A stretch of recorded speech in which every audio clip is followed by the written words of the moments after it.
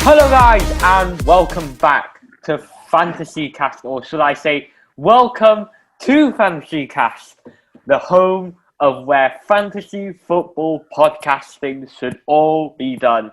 So I'm here today. My name is Darence. You guys might know me, 8-season veteran, top 300k in the last season of FPL, and then I have two people joining me and different ones coming on in the future episodes for the next, how many weeks there are? 46 weeks of the Premier League. There'll be so much to talk about. We're on part one. Let's do this together. How are you two boys? All right, Way. All right, very excited to be here.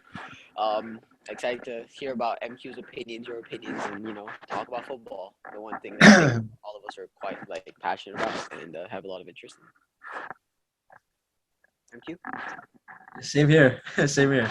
Feeling good. Feeling good. Always excited for new Premier League. So yeah, as usual, like what Afif said, I'm ready to hear both of your opinions.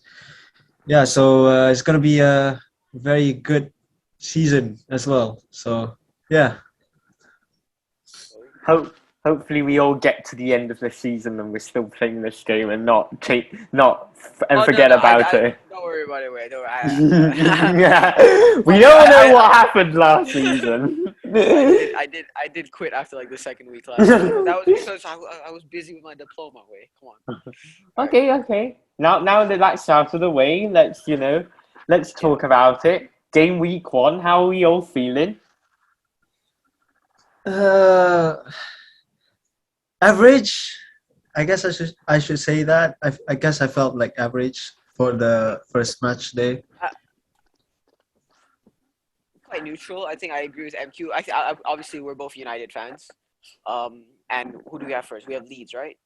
Norwich. Yeah, Leeds. Yeah, we're playing Leeds. We Liverpool. performed really good against Everton in the preseason match. And I think just carry forward that momentum. We're really excited to see Jadon Sancho. We're really excited to see Varane.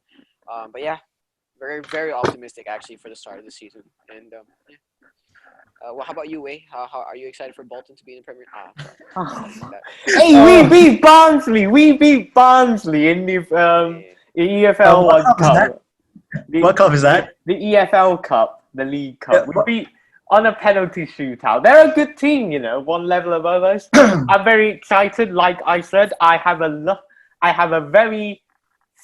a very fortunate position where I don't have to worry about how bad my team is doing, and just watch the football play out. So I'm very excited about this season and Bolton's chance. We played really well against Milton Keynes on Saturday night.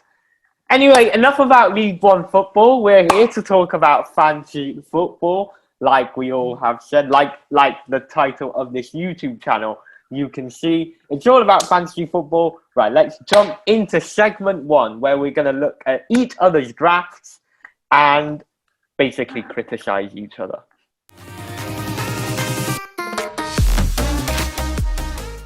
This is our potential draft right now. Like I said, like the game has said, these drafts are not locked in.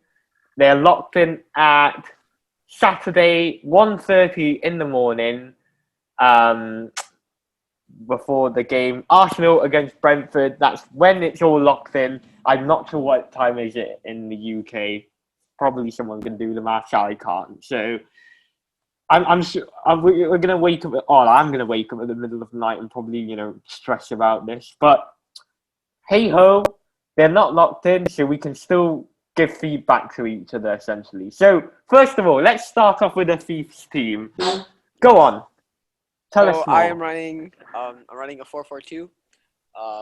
And of course, I assume you're showing the squad on the screen right now, right? Yeah. Okay. So in goalkeeper, I have Sanchez. And I have this idea that you shouldn't be spending more than 6 million on a goalkeeper for fantasy. So I found him statistically speaking, he's the most reliable.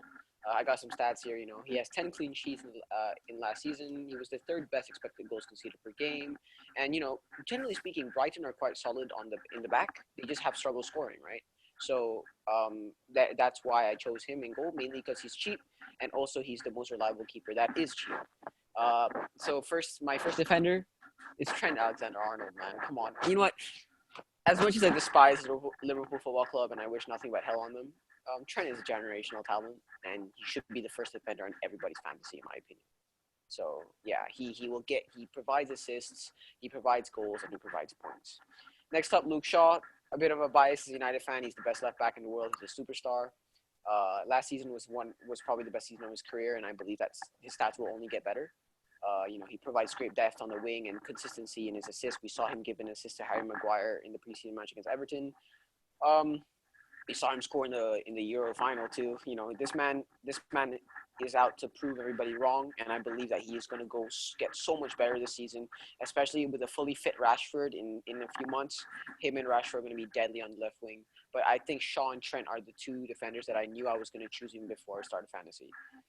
My next defender is Omobamidele. Omobamidele? Is that how you pronounce it? I have no idea. I'm so bad at names. He played all of Norwich's preseason matches. He didn't commit fouls. He's very disciplined. He's 18. He has a good form. So I'm rolling the dice on the fact that he's quite new. But he has a bright future and someone to look out for, and he's just really cheap. That my defender again is Ailing. I chose him because the fantasy football site told me to. I guess I don't know too much about defenders besides the ones who I know properly. I was gonna choose more Chelsea or Man City defenders, but they're really expensive. I don't think that's a big deal because defenders they don't score goals too often. If I were to choose a center back that that would score more, that would probably be Harry Maguire. I see him so I feel like I'll start rotating around my squad. Maybe put in a Maguire because he will score headers, of course. But yeah, that's my back line, my goalkeeper, my defenders. Then we look into my midfield. What can I say? Bruno Fernandes. I mean, what else can I say? He's gonna take home the Ballon d'Or in a few years. He's the best player in the world. It's Bruno Fernandes. He's my captain. I don't need to explain why I choose Bruno. He gets points. Same with Mo Salah. Again, I hate Liverpool, but Salah is so good. He will get you points, and he'll score goals and provide assists, blah, blah, blah. Isma Sarr. Now, why did I choose this Watford superstar? One, I watched a lot of Ben Foster cycling GK, so I was a bit biased and choosing this guy. I love Ben Foster cycling GK, so I was like, damn, he was Watford's player of the season. He's really talented in midfield, and I just wanted him, really. I just really just wanted him. He's not too expensive. I think he was $6 million. And then finally, I have Dallas. Again, he's a good midfielder. He provides a lot of depth, and of course, he actually gets stats. He provides assists and goals. So again, my midfield line is quite solid. I actually have no fears besides Sarr because they return to Premier League, so it's either a win or not. But my strikers Cavani and Iheanacho. Cavani, I think he's going to get better this season. What I'm worried about is the Cavani and Martial switch up. Are we going to play with just Cavani up front? And if Cavani's only playing up front, will it be like last season where he only plays a set amount of games? He didn't start too many games last season, but he did get his game to goal ratio is really impressive. So I think Cavani will impress this season. Again, it's his final season with United. I think he's just going to go all out. He's going to score goals, and he's going to be great. Iheanacho, same thing. He's a great striker. City's worst mistake in regards to letting him go a few years ago. Iheanacho's great. I think he will, again, my biggest fear with my strikers, I think everybody puts Harry Kane because he's going to score goals. My only reason for not choosing Kane is because I think he's his morale this season. Again, this is super psychological, sorry. But his morale is really, it's weird to look at him now. It's I can't, there's not enough justifications for me to conjure enough evidence for him to be chosen to be in this team. I just don't have as much faith as I did for Harry Kane. I don't know why. My defense, Guaita, Aït-Nouri, Smith-Rowe, and Tony. They're all really cheap. They're all really reliable. Tony, he scored 31 goals in the championship, guys. This guy is ridiculous. I think we should look out for him. Again, people are like, oh, you can't really transfer talent from championship to Premier League. I get that. But he scored 31 goals. The worst he's going to do, I think he's going to bag at least 19, 20 goals and above. He's really good. Smith-Rowe, again, I don't know why I chose him, honestly. I think he just fit the prices really well. Aït-Nouri, I think people should put him in their squad. I didn't start him just because he's playing Leicester, so I see Leicester scoring. Guaita, yeah, he was in my squad last season and I didn't change it up. But that is my fantasy. So takeaways: if you don't have Bruno or Salah, you're just wrong. They're the only players you need, really. I think everybody else it's just side change.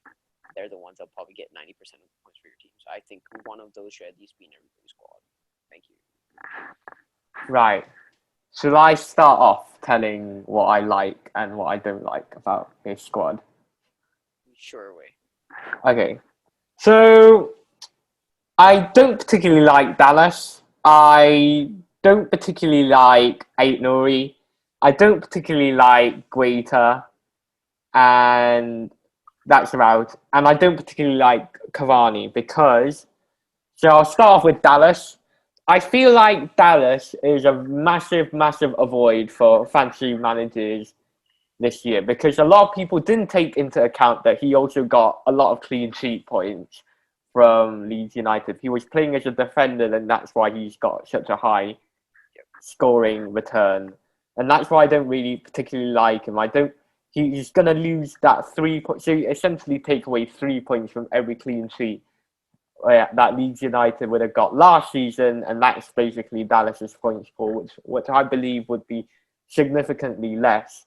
And I feel like for that value, you could go with players that are more attacking than Dallas, and Dallas isn't particularly attacking. Well, he is, but not to the extent that some of the other people can offer, such as Embueno, for example. He feeds into Ivan Toney really well. Got 18 attacking returns at championship level. And like you said, sometimes that doesn't transfer very well, but,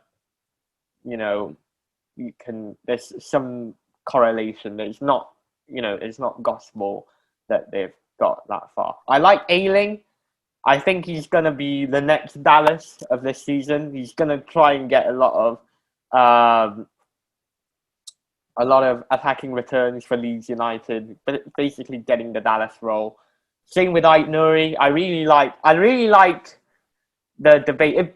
I like Aitnuri, but I don't know if he's going to start, and that's what's going to make me avoid him, because it's him and Marçal.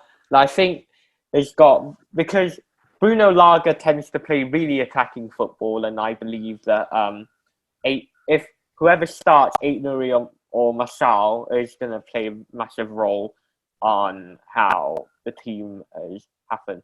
Guaita, because I don't particularly like him because he's at 4.5 million. I feel like you could save money because you only need 4 million goalkeeper, and I don't particularly like Cavani because I don't see him as being nailed on. He has the potential, as we've seen from last season, that he could be rotated. So this is why it makes me really question Cavani. Is he going to start? Because we always want a striker that's going to start week in, week out. MQ, what do you think? That's a good point. Yeah. From my own opinion, by looking at your squad, starting off with the goalkeepers, I think you've made a right choice, because one thing I know for sure is that Sanchez, last season he made a breakthrough and replacing Matthew Ryan, which now Matthew Ryan is now in Real Sociedad, and him replacing Matthew Ryan in first team, it has been a big advantage because he has been improving in each and every one of those games. Guaita, he has been impressed to me as well, I guess, but the main reason why I'm impressed with the two goalkeepers that you chose is because they will get a first team match. Like in every match they will play all the way until the end of the season, so I definitely agree with that. And of course, goalkeepers doesn't have to be you don't have to get goalkeepers which is above 6.0 or above that. You can get like less, but one thing you have to make sure is that you got to get them. They have to be in the first team for you to get good points from such as Sanchez and Guaita. But I'm not too sure for Alexander-Arnold though. This is the weird thing because he has been injured before the Euros. So if he comes back and with a normal form where he used to be, then that is an advantage for you. But if he gets injured and then after that he came back like Van Dijk, which one of the preseason friendly, Oh I guess he yeah, did that was end up amazing. well. So so that's why I don't want to take Trent Alexander-Arnold. But Shaw, definitely, he has been amazing ever since Solskjaer became a manager for Manchester United. He proved Jose Mourinho wrong. So definitely, I couldn't agree more. But two of the defenders, the other two defenders, I guess Luke Ayling is all right. I haven't really seen him played a lot. But for the Norwich defender, it's kind of a bit risky. Yeah, But it's a since you dicey said one. like yeah, but since you said he played all of the preseason friendly, I think yeah, that could be an advantage for them, and he could get into the first team breakthrough for sure. But midfielders, Bruno Fernandes, Salah, and Dallas. I couldn't agree more with the three midfielders that you have, Fernandes, Sar, and Salah, because they will definitely get for sure in the first team in every matches. Stuart Dallas, yes, as well, but I wouldn't think his second season would be as crazy as how it used to be last season. And then Cavani and Iheanacho, I would say I'm happy with your choice with Iheanacho because his form ever since I think one of the previous matches last season where he got a hat trick, he has made a big breakthrough. He started to score more goals. And then the last game he scored against his former club, Man City. His form has just grown up all the way. So he has started to prove Man City wrong that why it's a mistake on selling him to Leicester. Cavani, I'm not really too sure because with him and Martial, I mean, if I was the manager of Manchester United, I would pick Cavani in the first team all day because Cavani is a very aggressive person. Based on work rates as a defense and also as an attacking player, he is very aggressive. If you compare it to Martial, super lazy. But I think because with his injury, I think that's one of the main reasons why. But yeah, if you choosing Cavani, I mean, I can't really disagree. But at the same time, it's kind of a bit hard to choose because Cavani might get a swap with Martial. I mean, just like what you said. So I Nori, I haven't really seen him play, so I guess you made the right choice because I think he's been in the first team as well, right, last season. So yeah, He I rotated with Nori would definitely Semedo. be a person. Yeah. Yeah, Rotated with and then Semedo. Emma Smith Rowe. To be honest, he has made a breakthrough compared to any other youngsters out there besides Phil Foden and Mason Mount because Smith Rowe, the first time I watched him play, he was very creative. His confidence is there as a young player playing against the first team. I kind of like the way he plays because he kind of reminds me of Jack That's true. Grealish. To be honest, the way he plays, he's kind of a bit at that Jack Grealish level. I think he can go way better than how Jack Grealish is doing at the moment. So, and then also with him having as a number 10 player as Arsenal, so for sure, he will definitely get a first team in every game for sure. But at the same time, he's gonna feel a lot of pressure because playing as a number 10 role is actually a very big situation. And of course, and of course, last Ivan Tony, he has been absolutely fantastic last year in the EFL Championship. He scored a lot. He has made an assist a lot. So yeah, I definitely agree more with you on Ivan Tony. So yeah. That's Afif's draft. Let's hear Miqail's draft. MQ, hit it. Okay. So as you can see in my squad, which probably Wei Hong is gonna be putting that in the screen soon. So I put goalkeepers as Martinez and Schmeichel because one is that they both goalkeepers to me they have been one of the best goalkeepers in the Premier League if you compare it to Alisson and Edison. Other than those two goalkeepers, I guess around price around 6.0 or 5.5. It is actually a pretty expensive for a two goalkeeper, but they always both of them will always perform and they rarely make mistakes. So Also, they have a high chance of getting lots of clean sheets. So that's why I picked those two goalkeepers. Moving on to defenders, most of them are all left backs. Luca Dean, Luke Shaw, and Aaron Cresswell. So the reason why I took those three left backs in, out of five defenders is because Dean, Shaw, and Cresswell, they both are corner takers, and they have high chance of getting an assist besides Trent Alexander-Arnold. And of course, those three left backs will definitely get a guarantee first team squad.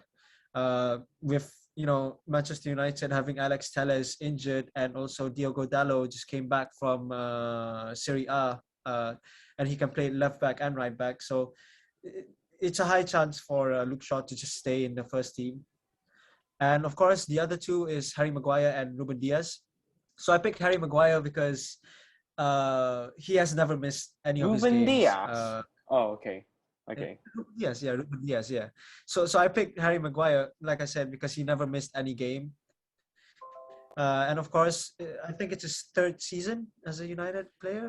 Third season. Yes. Surely he'll be a very solid defender with partnering Rafael Varane. So he's going to be a very good defender, unless if he has a very good communication with Rafael Varane. And probably he should be scoring lots of goals coming from the corners, from Luke Shaw and Bruno Fernandes' very own corners. And Ruben Diaz, because last season he was, to be honest, from my own opinion, he is one of the signings of the season to me. He has made a huge breakthrough. Of course, Man City did buy Nathan Ake, but Nathan Ake couldn't really perform. So they bought Ruben Diaz, and Ruben Diaz performs very well. I think if you compare it to Virgil van Dijk, I think he is a better defender because he came from a different league comparing to Van Dijk. And he made a huge breakthrough. So that's why I picked Ruben Diaz. And moving on to midfielders, McGinn. Okay, actually at first I wanted to pick Emiliano Buendia because but I didn't, because I'm not really too sure if he's gonna get a first team for sure, because they bought Leon Bailey, they bought Ashley Young, and I guess they have one of the youth central attacking midfielder players. So it's kind of a bit mixed up, and especially when Dia is injured, and also Leon Bailey, who is for sure not getting into the first team squad in the first match due to him still isolating himself, for 2 weeks or 1 week or whatever. So that's why I picked John McGinn. So in the first match, he will definitely get a first team squad for sure against Watford. Bruno Fernandes, of course, I'm pretty sure why everyone picked him is because he kept scoring, he kept creating chance. He is a penalty taker, corner taker. So he's basically everything which everyone is asking for a fantasy league. Madison, he has been fantastic as well, even though he hasn't really played in the Euros. He is a free kick taker. He is a corner kick taker. He rarely scores, but in every match he will always get into the first team. James Rodriguez, I picked him because he can be a huge threat for Everton. Last season he performed very well, but at the moment I'm not really too sure if James Rodriguez, because there's so many news about him leaving Everton. So if he does leave, I might have to pick someone else. But yeah, at the moment I picked James Rodriguez. Thomas Souček, I picked him because I kind of liked him as a central defensive midfielder, because from my own opinion he kind of reminds me of, well, actually he is a Bruno Fernandes version of a central defensive midfield. He is actually a huge threat in the air. So basically in every corner he is a huge threat. So that's why I picked him instead of Declan Rice or any other different central defensive midfielder. He has a high chance of scoring as a central defensive midfielder. And moving on to striker, Danny Ings, Richarlison, and Ivan Toney. So the reason why I picked Ivan Toney is same reason. He has a fantastic season last year, with scoring lots of goals and assists. Richarlison, with him getting gold medal in Brazil, so basically at the start of the season he will have a positive form. So I'm pretty sure he'll kind of a bit create a lot of chance or score lots of goals. And that's one thing that I think he should be doing after getting a gold medal. And Danny Ings, despite him leaving Southampton and joining Aston Villa, he can definitely score lots of goals. He knows how Premier League is like. So yeah, actually at first I wanted to pick Ollie Watkins, but the reason why I picked Danny Ings instead of Ollie Watkins because at the moment he is injured, and we're not really too sure if he's gonna get a first team in the first 3 matches. So yeah, that's just probably it. That's all my fantasy squad. Right. Should I tell you what I think? Yeah, sure. Go ahead. I don't like the fact that you've picked 2 expensive goalkeepers. I like why you like picking Ings. I'm going to talk about that when I talk about my squad. And I also I also don't like the fact that your bench is very, very expensive. Your bench is quite pricey for a FPL bench because it shows that you haven't invested much into your starting or haven't invested in the right areas in your fantasy teams. And I'm surprised about how many Liverpool players are in your squad at the moment, with the none as the Liverpool player? yeah. Okay, so here's the thing. Okay, at the moment, yes, I'm having a lot of expensive players because their first 3 matches is actually most of them are all quite easy. So that's why I managed to pick most of these players. But basically, after those 3 matches in the Fantasy Premier League, I wanted to pick Ismail Assar. I wanted to pick some of the players in the team in which they got promoted. I wanted to pick that, but because most of the team's matches in the first 3 matches is actually very difficult for them, so it's and also it's a less chance of them winning or less chance of them scoring or create chances or assist. So that's why I didn't pick them in my squad for now. So yeah, What, Norwich? Norwich is difficult. yeah. I wanted to pick Timo Pukki, but because the first 3 games that they have to challenge is super difficult, so that's why I decided to turn it down. And instead, I picked Danny Ings and Richarlison and Ivan Toney instead. So yeah, at the moment, this is the squad, but each week I'll probably be changing a lot. So yeah. And apart from Afif's squad is not really that prominent, but for your squad, I think there's too little captaincy options. You always want to have 1, 2, maybe 3 players that can definitely be the captain for your team. Whereas you've only got the one Bruno Fernandes that can play as captain because you're realistically speaking, you're not going to captain Richarlison, Ings, or Maddison. So that's my Might be gripe. that is unless if he gets a first team more than Ollie Watkins does. I mean, he knows how Premier League is like, and with Southampton, he has to carry Southampton throughout the season, and he has to score. He helped them. Some games he won, some games lost by Southampton, but most of the time, he's been carrying. Danny Ings has been carrying Southampton, but if he can get a first team in every game and scoring lots of goals, yeah, definitely he will be my kind of a bit of a vice captain for me.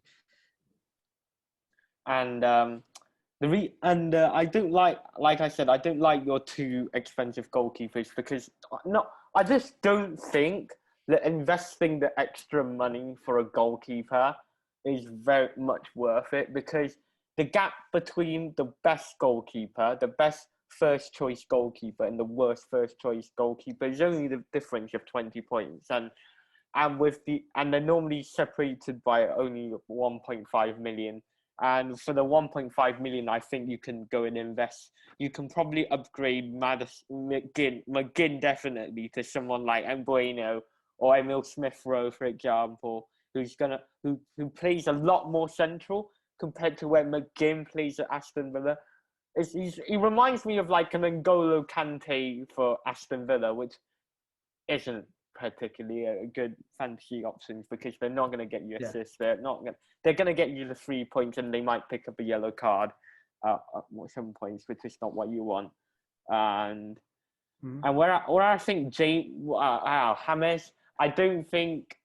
Well, he's kind of like this really weird player that can play different positions. So it kind of depends. I don't really like going for managers that are new and we don't know what the system is. We don't know what Benitez is going to do for the first game week. He can go and play very attacking football, but he can also go and play very defensive football. So I think we need to see that first. It's the same reason why I didn't pick Dean in the first place. What do you think? I mean, honestly speaking, I don't mind your squad too much. I think that of course the smartest choices that you made were definitely that of Bruno Fernandes, Luke Shaw, Digne, and Ings. They're my favorite choices. I find it a bit odd though. I do agree with Wei Hong about the two choice goalkeepers. I think you spent your money. So how much were they together? Around 5.5 plus 5, 9.5 million. So that's a tenth of your squad gone into goalkeepers. I think that Wei has a good point where I feel like for me, because I sacrificed my goalkeepers and I was able to get more depth in the midfield. The choice in choosing James. See, I have like this like weird thing with James where I think he's like more of a one season wonder. I don't think he's gonna perform that good this season. At first I thought like James could be like a vice captain to you, but I think Everton's just super like unpredictable. So I don't. Diaz was a good idea. Diaz and Maguire. I like your choices, of course, of starting Digne, Shaw, and Cresswell. Your idea of like they all are set piece takers, therefore they get you more points. That's very tactically sound. But I really don't have any more objections besides the two goalkeepers taking up a large amount of your salary cap, whatever you call it, your transfer money. I think you could have spent maybe less on the goalkeepers and gotten more depth in the midfield because Wei Hong is right about the fact that Bruno is your only real captain. I think with a few days left, you should swap out one of the midfielders with somebody who's gonna provide you more points. I'm not saying for you to just go get Salah because that's like a lot, but I think somebody who just plays more forward thinking football as opposed to the ones that you already have. But yeah, just the two goalkeepers too expensive in my opinion. That's all. But everything else sound. Your defense, I think your defense is the strongest part though. I really enjoy your defensive line. You will definitely not only get points from the defensive the fullbacks, but you'll also get great points from the fact that you have two of the best center backs in the league currently. We'll see how Van Dijk does this season, but I do agree. I think personally, Diaz is a better defender, and right now, Maguire and Diaz together are better than Van Dijk. So, yeah, great team. Can I say something about Richarlison? yeah. I know that he's on form from the Olympics, but I just and the Copa America, although you didn't win it. I don't like it because the fact that he's played too many tournaments in the summer. I think he's going to get a rest in the Premier League, and I think he's a very prone player to be rotated. And for that money, I think you can go and invest in someone cheaper, like a Watkins, like a Tony. Well, you've got Tony already, but like an Iheanacho, like an Antonio, or someone like that. I believe that there's more threat in having him in than. Isn't it more expensive than Richarlison though? He's like 8 mil. He's like 8 mil, yeah. Well, he's more expensive than Richarlison. He's only the 0.5, but like for a Wood or Adam Armstrong for that matter, you can save a lot of money and then go and put into your midfield, get rid of McGinn or something like that. But I think Adam Armstrong is going to be a really good pick for this week, especially of his fixtures and how that might decide on the Fantasy Premier League and between Tony as well because they're the same price. Yeah, same price. Antonio and Richarlison. Wilson, Oh, they are. Adams, Wood. Those are all potential options. And you went for the potentially tired Richarlison. He's not tired. He's so young. He's so arrogant.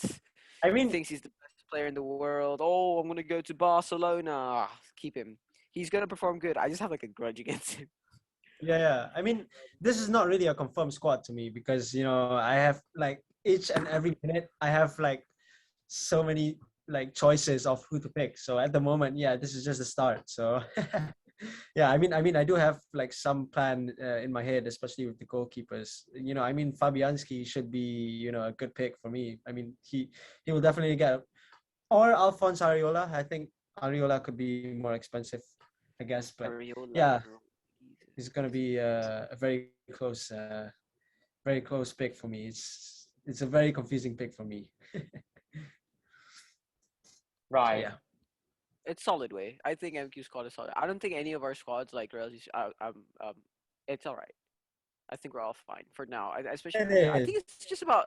I think it's just about mitigating past the first week of football. First 5 Yeah, weeks, yeah. and then we're all back Yeah. to normal. All right. Right. I think I've roasted you guys enough, so it's probably All right. about you. Let's go Your away. turn. Let's see your Right. squad. Let's see your So- squad if you're so Right. good. I'm kidding. So my goalkeepers are Sanchez and Steele. I like the fact that you get to pick two goalkeepers from the same club. That means if one doesn't play, the other one will play. So simple. I think it's cheap. I use basically the minimum I can use for my goalkeepers, which means my squad is going to be stronger.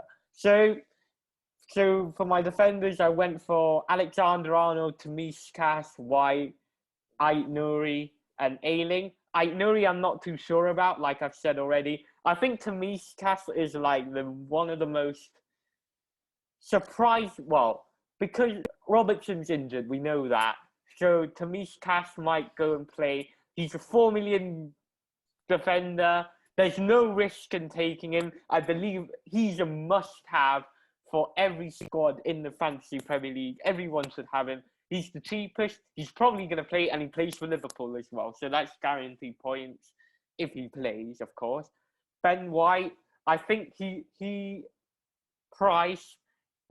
Arsenal haven't paid what? How much have they paid for him? 50-something million, probably more. More than Varane for United. Um, A lot but- of money.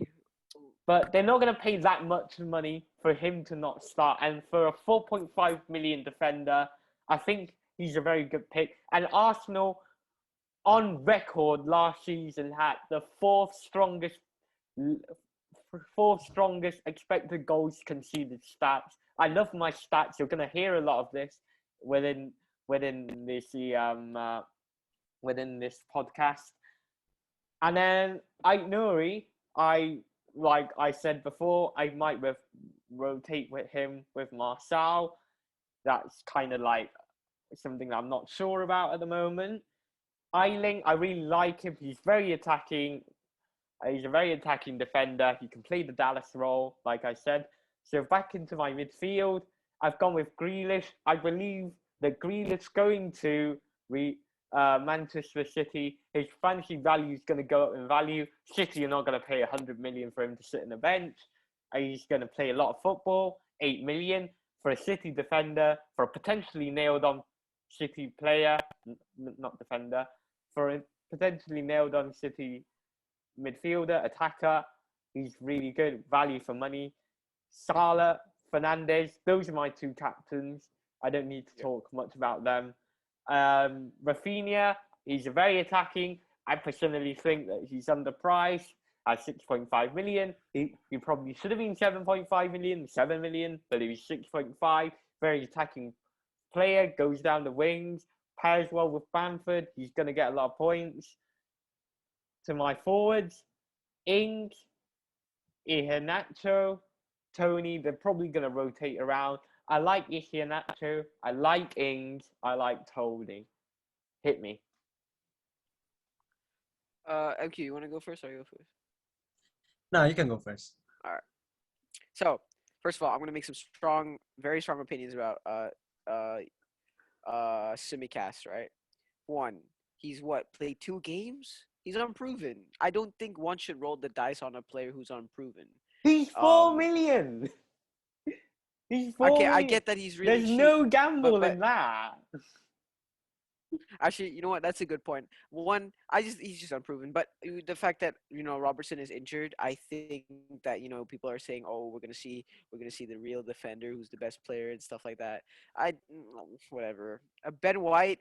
Now again, I'm thinking like super like psychologically when it comes to these players. This man just made one of the biggest transfer moves in the history of football to Arsenal, and my goodness, I can't imagine the pressure on his back right now in regards to having to perform week in and week out. From the preseason clips that I saw of him, he's looking quite decent. But again, I'm just not ready to like truly like roll the dice on a player like Ben White because how much did he cost you? 4.5. Basically, Ben White was 4.5. yeah, for a nailed-on player for 4.5, who else could I have gone for? Pontus Jansson. Okay, all right. Besides those two in the center, Aitnuri and Trent, they're perfect choices. I don't have any objections to that. Salah and Bruno, perfect choices. Rafinha, he's consistent. He's gonna start. I get why you chose him. Now Jack Grealish, however, Jack Grealish was in my squad last season when I did play, and that was because he is a man who truly loves to play football. He loves to control the ball. He loves to control midfield. He wants the ball. He's like a kid in the playground. He's like a kid at lunchtime. You always just want the ball, and when he has the ball, he produces art with it. But right now he's playing for Pep Guardiola. He's gonna play tiki taka football. He's gonna play one touch football in the middle, and I don't think he's gonna start. That's what we're gonna say. He's gonna start, but I don't think he will grab the same amount of statistics that he did when he was at Aston Villa. In regards, I think there's gonna be more of an even spread of like um of like the midfielders in Man City and how much they contribute to the attack. Because while Jack Grealish is like truly a talented football player, I don't think under the system of Pep Guardiola that he can truly shine as the player that the best player that he can be.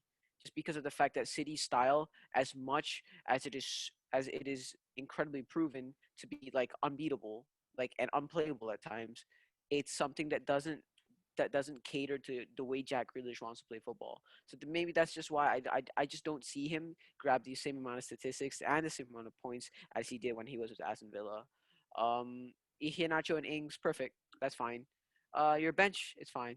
I don't know much about Brownhill, so I'm not gonna make any opinions on that. But He's my Tony and bench Ayling, fodder.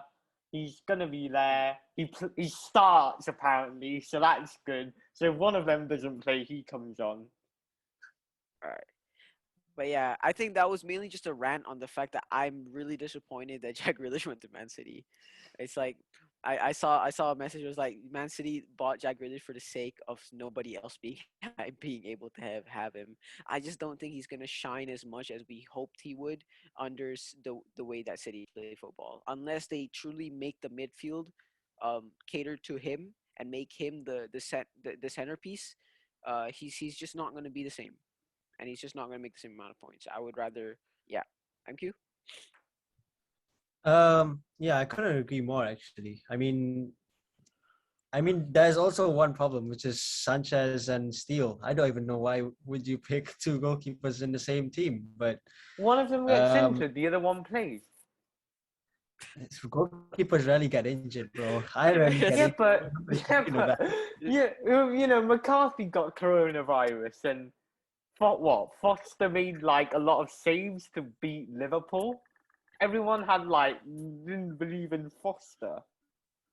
Defenders, anyways, moving on to defenders.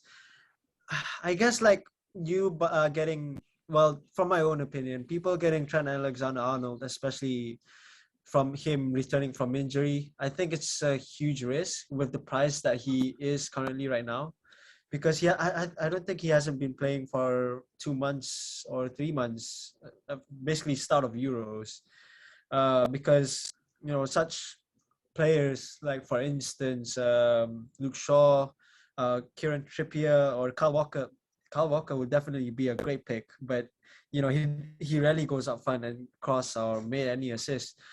But yeah, it's a huge risk to take Alexander Arnold. But Simicas, I mean, since Andrew Robertson is injured at the moment, depending on how long it is, it could be also another huge risk because Liverpool doesn't have Simicas and Andrew Robertson as their fullback. I think that's like one Welsh fullback. He could be in the first team as well What, Nat Phillips? because he played during because he played during the Euros. So these you won't know that the Euros might promote him above Simicas. So anything can happen for Liverpool.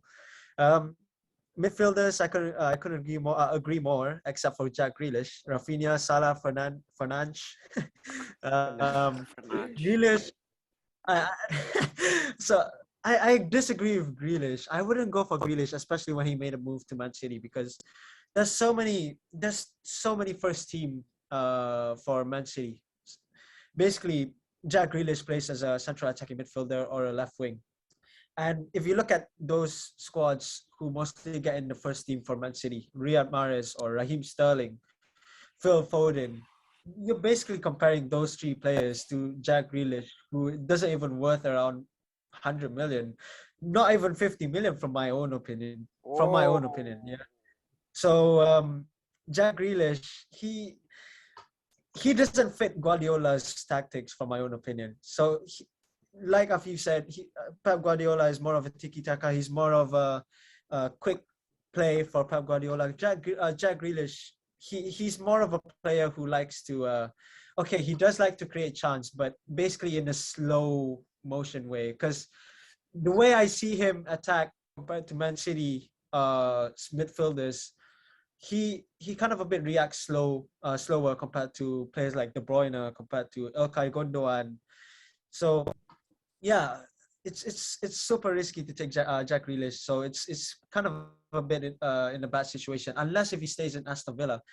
If he stays in Aston Villa, he would have been definitely one of my picks, one of Afif's picks for sure. But with him moving to Man City, it has been, I would say, a right move for him because of money. That's one, and then two, trophies for sure. But I wouldn't pick him in the Fantasy Premier League because he wouldn't be in the first team for sure. He wouldn't. So Danny Ings and Iheanacho and Ivan Toney for a striker, I couldn't agree more with that. But it really depends on Leicester, depending on the formation that they played. If they played with two strikers up front, definitely throughout the whole season, then definitely Iheanacho will be a good pick. But if they play one striker in their formation, then definitely Jamie Vardy will definitely get chosen, and Iheanacho will be a super sub. So it's kind of a bit of a average move on Iheanacho, but at the same time he is performing, so that's a good move for picking Iheanacho. Danny Ings, he has been unbelievable for Southampton, but I don't know if he's going to perform during Aston Villa, but I hope he does because he's in my fantasy team. Ivan Toney, everyone is picking him at the moment. Luke Cale, but substitution, Luke Kaling, and I don't know who this guy is, Brownhill, but they're kind of a bit random. He plays. He's a bench fodder. He's just gonna sit there. But yeah, like I said, substitution, still wrong move. Brownhill, no idea who he is. Luke Ayling, I would say he does get into the first team normally, so he would be definitely a right substitution. Ivan Toney, definitely yes, but one of the players that I mostly disagree of you picking is definitely Jack Grealish. I just can't see Jack Grealish getting a lot of points for your team, but especially I don't know how much is he? Is he like what, 8 mil? 8.5? It's 8 million. How much is 8 million for like a De Bruyne style player. Not bad, eh? De Bruyne style player? You're comparing Jack Grealish to De Bruyne. Even if he was a De Bruyne style player, he's going to play with De Bruyne. Therefore, I swear that out or something. I honestly don't know. Oh my! They're gonna play both De Bruyne and Grealish. here's the thing, Wei Hong. Jack Grealish rarely creates a lot of chances as how much De Bruyne does. De That's Bruyne, true. no matter which space he is, like for example, he's in the goalkeeping position. He will probably know where to pass for a counter attack. Jack Grealish, when it comes to counter attacking, he doesn't deliver the ball like De Bruyne. No, he never does. He just dribble up front and just basically go solo. That is what I think of Jack Grealish. He's not a De Bruyne player. He's like He's Riyad nowhere Mahrez. near. He's like Mahrez, but Yes, holds the ball longer. he's He's like more of a Mahrez, but Riyad holds Mahrez. the ball longer. But one thing I got kind of a bit worried for him is that he might end up like Fabian Delph. Fabian Delph was a Oh, top player for oh, don't Aston say Villa. that. Then he Okay, I moved to like Manchester Jack United. Grealish, bro. Don't say that. He might ended up he ended up as a central defensive midfielder. But uh, Pep Guardiola, I know that he's not gonna play Jack Grealish as a central defensive midfielder. Definitely not. But it's a huge risk. His form might end up like Fabian Delph. So yeah, that could be a huge risk. And also he might rarely get into the first team squad for sure. So yeah, it's basically like you comparing Jack Grealish to De Bruyne. It's like you're comparing an English player to an international player. So it's it's definitely a weird choice for me for why you pick Jack Grealish, but it is what it is. So it's your team. So yeah, that's it probably. Oh, well, that brings an end to the first segment of the podcast. Let's move on to the second Yeah. segment of the podcast, which is talking about your chip strategy.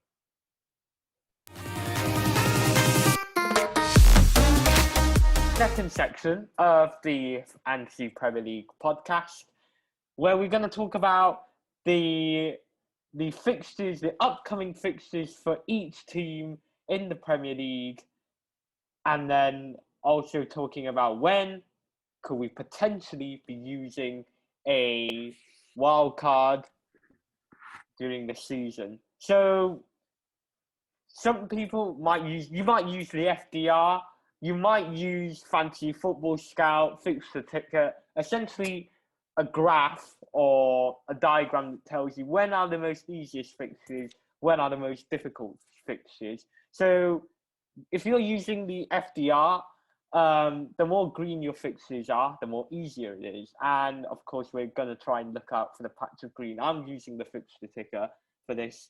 So according to the fixture ticker, the teams with the best fixtures, the best opening run of fixtures are Liverpool, Manchester United, Brighton, potentially Watford, and Aston Villa. So which one are you particularly wanting to target within this first 5 fixtures? I wonder. Such a hard decision for me and MQ. It's so hard. I think it's gonna have to be Manchester United. As a United fan, it's gotta be United. You look at these opening few fixtures for United, right? You have Leeds, you have Southampton, you have Wolves, you have Newcastle. In an ideal world, and hoping that we are living in one, that is 12 points. That is 12 points, right, MQ? I think you can agree with me. If we don't win all 4 of these matches, you could say that it's a disappointing start to the season. West Ham United a bit tougher, of course, but at the same time, I don't, we took West Ham's golden gem away. We took him back. We had Jesse back. So they rate West Ham as quite a hard match. I don't see it being too difficult. I know it's away. Then we got Aston Villa. Relatively speaking, and like realistically, we look at this. What we have? How many matches is this? 7 matches? Okay, so the first 7 matches, I think United should at least grab around 18-ish points. At least 18-ish points. Maybe we have a draw with Everton. I don't see a loss. But of course, it's United. They lose focus, they slip up. But at least there has to be a good amount of points coming out of this start of the season. So I will be targeting United.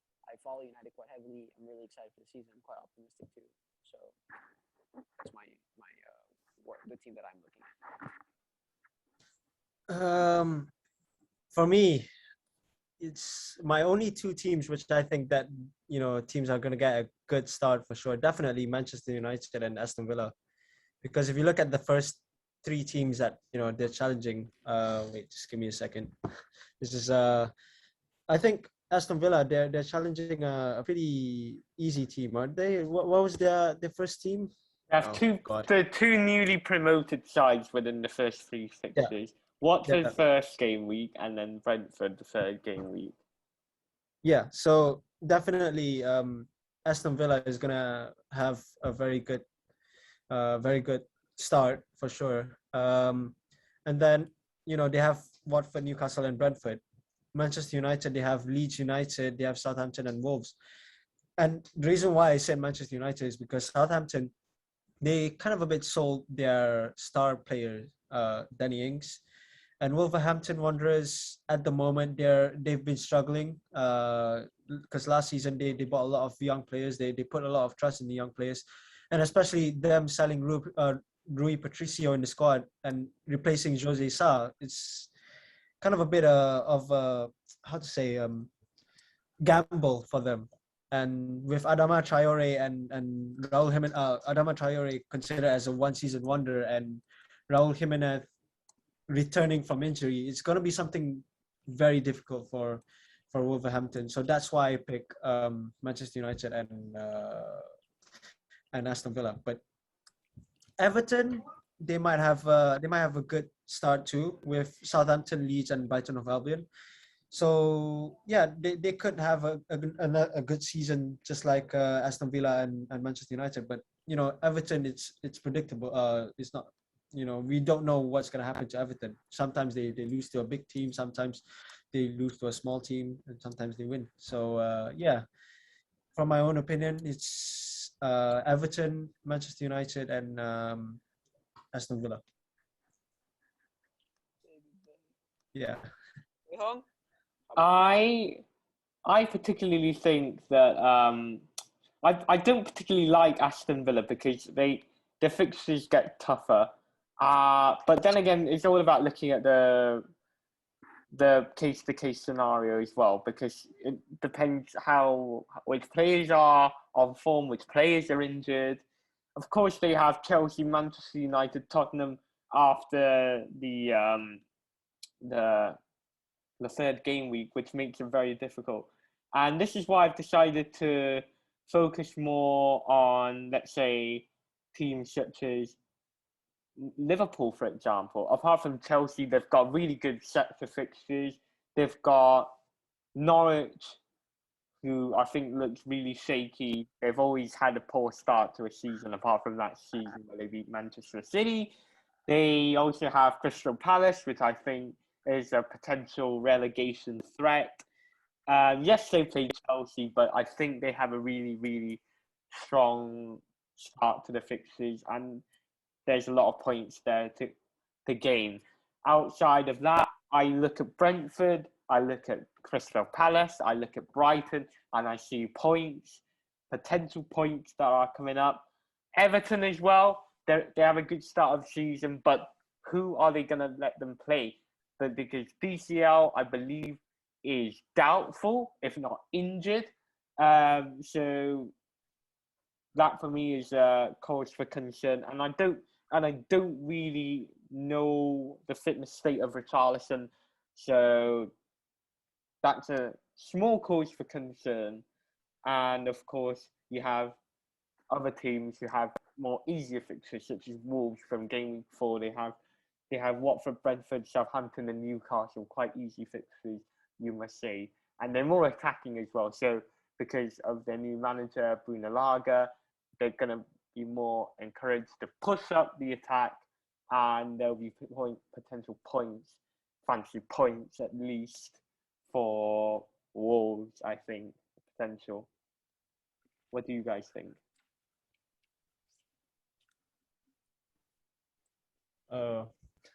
Yeah, definitely agree with you actually. I Yeah. I, I think what you said about Liverpool.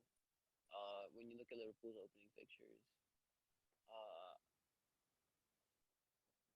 They actually have quite a tough opening fixture though. Apart from Chelsea, they scream goals. Crystal Palace. But their first game they're playing away. They have more away games at home, and we know that crowds are going to be back. Actually, no. Liverpool should have a good opening start. Besides Chelsea and Man City, they should pick up like a good amount of points to start out the season. I don't see Liverpool like doing terrible this season. I see them doing actually quite well. So. Oh well, right. All right. That's the end of our second segment. Right, time for the Twitter question for the Fantasy Premier League podcast, Game Week 1 preview. The question comes from @FPL for Good. I've seen a number of teams with the 4-4-2 versus the traditionally favoured 3-4-3. What is the best formation to go into for Game Week 1? Right, over to you. What do you guys think? MQ, what was your formation? What was your squad formation? Mine was 4-4-2. Well, actually, it didn't. I don't really mind based on what formation it is, but from what I think for formation, it doesn't really matter. What matters is that you get the players that you wanted in the squad. So yeah, it doesn't really matter what formation you pick, whether 4-4-2, 3-4-3, or 4-3-3. It doesn't really matter. Yeah. So Just speaking, MQ is correct because like okay, so you look at the advantages and disadvantages of each, right? If you go 4-4-2, you can start 4 defenders, but then of course you lose a striker, you lose an attacker, and of course an attacker creates a lot of opportunities for points because they score, right? But then say you find more balance by putting more attacking midfielders, like say you put a Salah and a Fernandez, then I think it cancels back out. So I think it's just about picking up the squad smartly instead of like based on formation. Don't build your squad through the basis of your formation, but build your formation through what you want in your squad instead. I think that's a great way to look at it. Okay, here's the thing. I mean, players give you points and formation don't. So yeah, that's for my own opinion. So that's my only answer. I personally think that going for the 3-4-3 is the preferred formation in fantasy football because you can really get the best out of attacking players for the team, giving you more attacking opportunities. I know I've laid my team as a 4-4-2 for the moment, but something to consider because you've always the defenders, right? The problem is with the defenders is your centre backs are only going to get you 6 points. They're not going to get you more. That's why a lot of people are investing into Trent. People are investing into Trent for the potential for more attacking opportunities. I think a lot of people are just like they don't have enough trust in defenders. You know, they don't choose more defenders because defenders aren't going to get me points. They don't score. They don't provide assists. Well, that's wrong. You know, Trent, Shaw, Digne. Depends on the type of defender. If you're going to get a boring centre back, then of course they're not going to get more points. Yeah, that's why you don't get Van Dijk and you get Maguire instead. So don't be getting boring centre backs. Unless if you get to Miqail, obviously, no risk in that. But yeah, don't be worried about choosing defenders because defenders will get you points if you choose the right ones. Obviously, the likelihood is also has to, we always have to factor that in. But then again, our squads kind of really, they cater for a different formation because we've all put Tony on the bench for some reason. So you can always move him back on if needed. So I think the only reason I put Tony on the bench was because his opening fixture is quite tough. What's his opening fixture? Arsenal, right? Yeah, he's not scoring against Arsenal. Yeah, but it says the guy that was like, Ben White. I mean, come on. Give him a break. But here's the thing, though. A boring team. Arsenal, anything can happen to them. I mean, challenging against big teams, they can win. Challenging small teams, they always lost. So it's Arsenal. Arsenal is Arsenal. Anything can happen. You won't know that. Plus they're Brentford is playing at home, so it's an advantage to them, especially with their home fans. So I'm pretty sure Brentford wouldn't want to lose in their first match in the Premier League with the fans there as well. So Yeah, correct. um, I don't, it's I it's don't see that happening. basically hard to predict for Arsenal and Brentford. That's why it's kind of a bit hard to predict for that game. And just generally speaking, Arsenal, Brentford are super attacking. They score a lot of goals, and Arsenal are cancel that out. Arsenal are super defensive, super boring. They That's just why Ben they're quite White's the defensive. perfect player. I guess so. He's But not yeah. gonna make. As an English player, do you expect him to make a breakthrough like how Virgil van Dijk does? No, I'm pretty kidding. No, but he's 4.5 for the money that you're paying him for. I can Hear invest this. that Hear in this. Salah, But will he Fernandez, get you Rafinha, and points? Grealish. Wait. Talking about real transfers, he costs probably 50 mil, probably costs more than Rafael Varane. That is definitely true.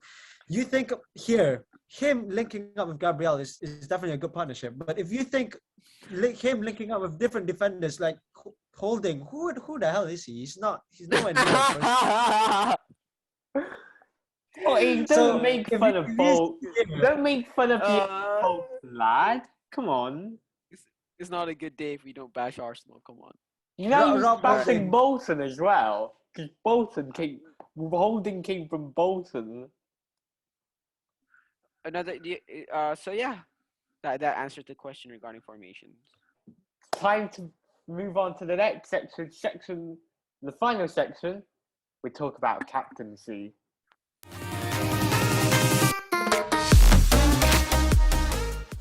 Captaincy options.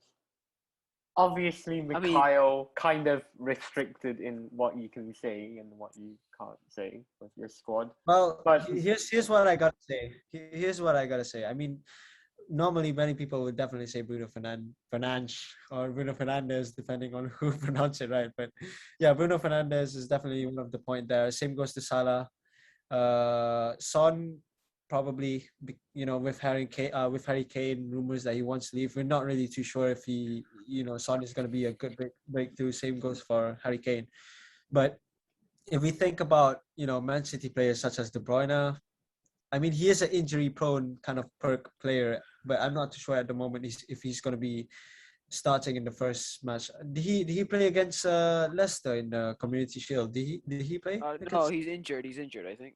Yeah, De so Bruyne. that's the point. That's the point. So De Bruyne at the moment, I wouldn't pick. From my own honest opinion, I don't think he's nowhere near to the captaincy kind of area Potential, right? He doesn't. He's the best midfielder in the Premier League. Full stop. I can in make the jokes about world. Probably. the Yeah. best midfielder in the world. I can make jokes about Bruno and being the a Ballon d'Or winner, which I hope he will one day. But De Bruyne is on another planet. But what makes De Bruyne so good is that like he's like a more elevated version of Pogba. Can I say that?